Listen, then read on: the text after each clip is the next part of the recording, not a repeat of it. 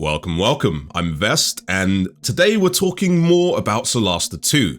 We got an absolute treat today in the latest dev update. It's something I've been really waiting for. Of course, you've clicked on the video, you know exactly what I'm talking about. It's going to be character creation. I'm just going to be going over what we saw and basically just telling you guys what I think about it and all that good stuff. But of course, before we get into that, if you do want to see more Solasta 2 content, definitely subscribe, guys. It really helps me out. And we're going to have a ton of awesome videos for you guys from now up until release and beyond. So straight off the bat, this game is looking absolutely insane compared to the first one, right? Like, my expectations for this are absolutely smashed. For those of you who didn't play Solasta Crown of the Magister, which is the first game, I'm just gonna quickly show you exactly what that character creator looked like, okay? Like, here it is. It's certainly a big difference, to say the least, right? And honestly, this is why I'm so excited. Now, granted, the first one looks like that because of engine limitations. It was made in Unity back in 2021, but a lot of Solasta 1's gameplay is actually super duper solid. Like, it is genuinely up there with stuff like Baldur's Gate for me, gameplay wise. I think where it was lacking in the past was definitely like story and visuals, right? But by the looks of things, obviously can't comment on the story just yet, but visually, dude, like, just look at Solasta 2's character creator now. It absolutely speaks for itself. Like, it has all the stuff you'd expect, like all the different customization options. The UI looks nice. Like, I don't know, like what is there to say? Like, this has kind of elevated my hype for this game because the main thing, like, I'm not gonna lie, while they looked great, I wasn't really digging the demo characters. I don't know if you guys played the demo, but yeah, essentially seeing what we can actually now make, especially as someone who likes making characters, like, this is one of the main things I really enjoy doing in games, to the point where I won't play certain games because you can't make a cool looking character, like, genuinely.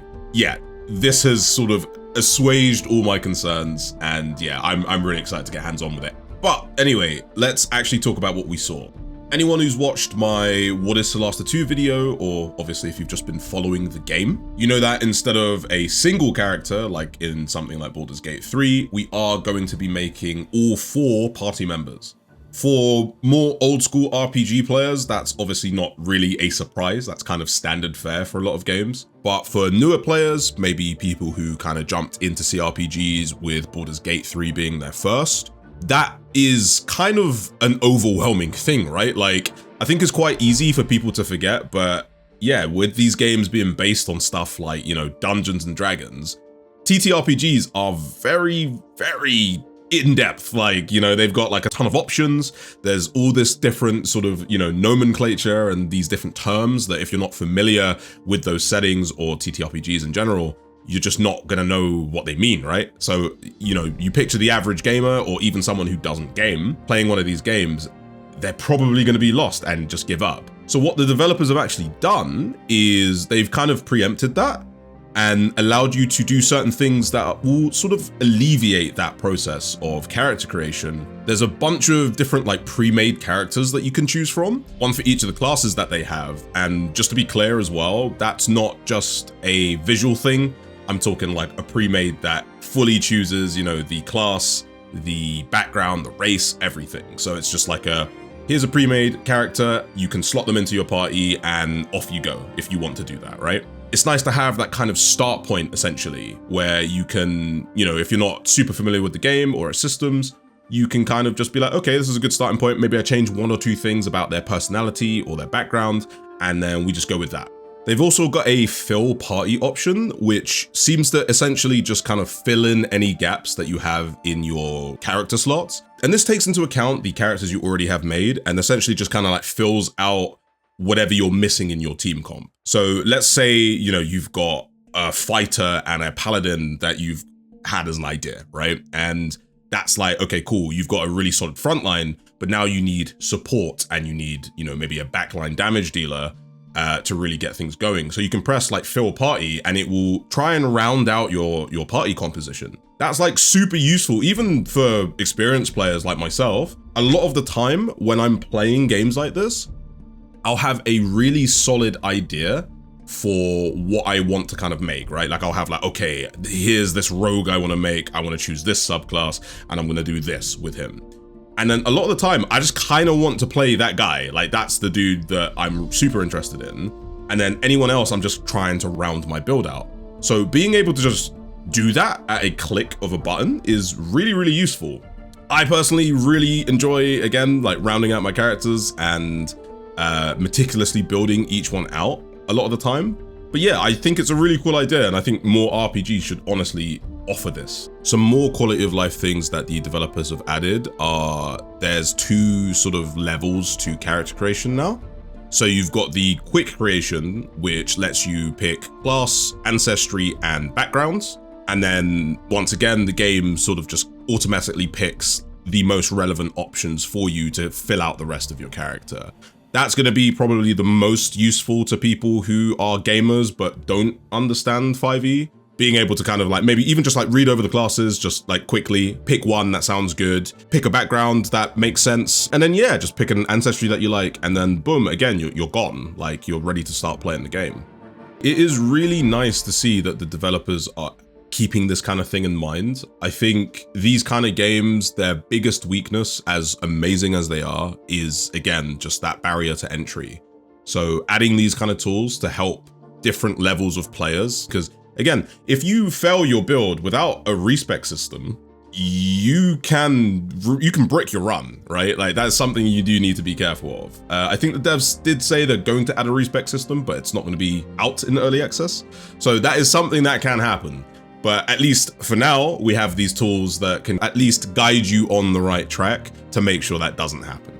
But for the people like me who really love to, get into the nitty-gritty and know the system well, you're going to be able to get into the advanced character creator. So this basically looks like what you would expect from most CRPGs. So you get that full overview of things like your class, your ancestry, your backgrounds, and as you're going through, you get the full breakdown of what each choice is going to give you. So in the example we saw a cleric being built out, and that showed, all the different class choices you get to make, like, are you picking Protector or Thaumaturge, as well as showing, hit dice, what gear they get to use, and all the other class features. You did the same for Ancestry, so you get to see, obviously, if you're an elf, you're going to be getting Dark Vision, among other things. Humans get the extra Origin feat. It really just breaks down exactly what you're going to be getting with each choice. One thing that was quite interesting, though, it looks like you actually can't roll for your stats just yet. They've not added that in early access,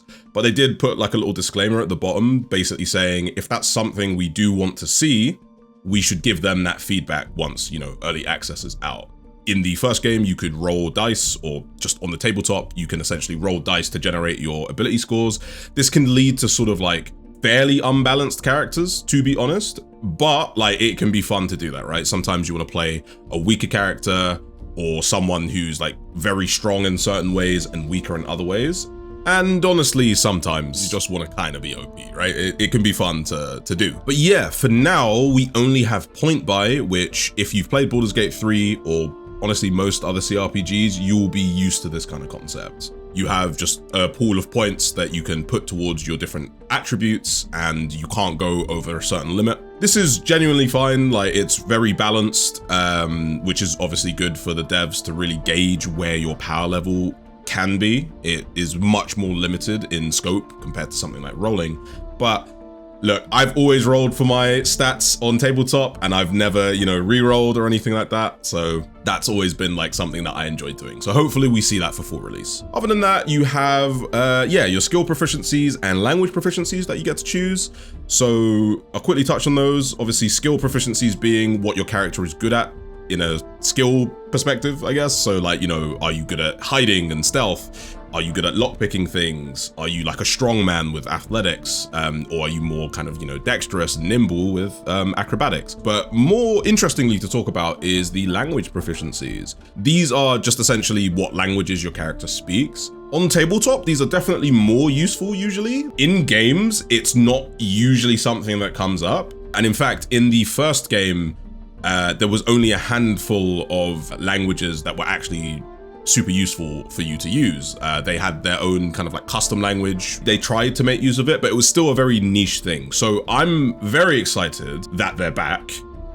and I'm interested to actually see how they use them this time around. And then the last thing in this screen is obviously picking your spells. So we got to see a couple kind of cleric spells, a couple wizard spells as well, including the annoying bee. That's a fun sort of example of some of the custom content that Solasta 2 is going to have. So it's nice to kind of see those things sort of coming together.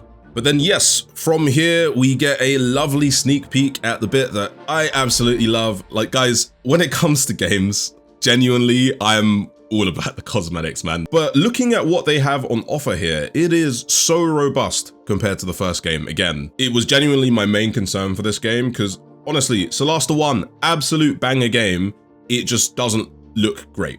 So by the looks of things, instead of just doing like preset faces that you get to choose between, you pick between preset faces and then you can essentially merge them into a brand new face. But yeah, it looks like the main idea right now is you blend between the faces, and then once you've done that and you're kind of happy with the base that you have, you then just have this absolute cadre of options, man. Like, holy cow. I know it might seem like I'm kind of overplaying this a little bit, but like genuinely compared to that first character creator, man, like this is night and day stuff. Like we're in the modern era now.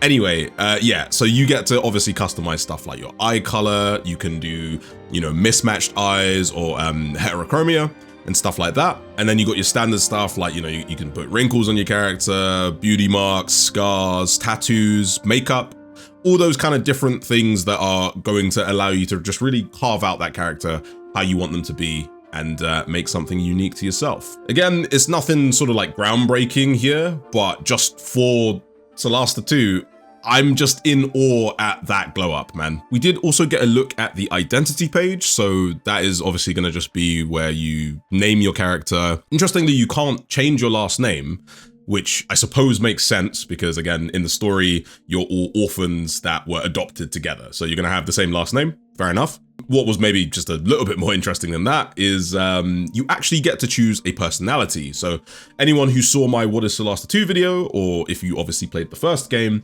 you'll know that in the first game, you can pick these different flags, essentially. So, you know, you can be a altruistic person or a violent person or greedy. And there's like a bunch of different ones that you can pick.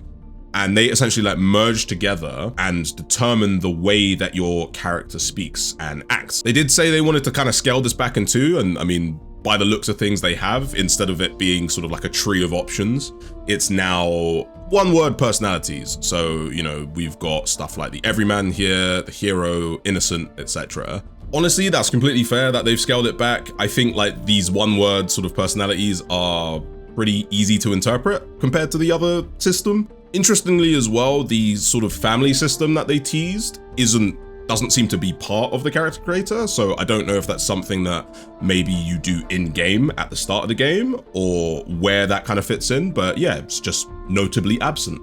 But honestly, guys, that was just a quick kind of look at what they decided to put out on the character creator stuff. I personally am super excited for it, but definitely let me know what you think about it down in the comments. And yeah, definitely subscribe if you do want more Solasta 2 content. I've got a bunch of videos lined up for the next few weeks, so you're not going to want to miss out. But in the meantime, I hope you have a good day. This is Vest, signing off.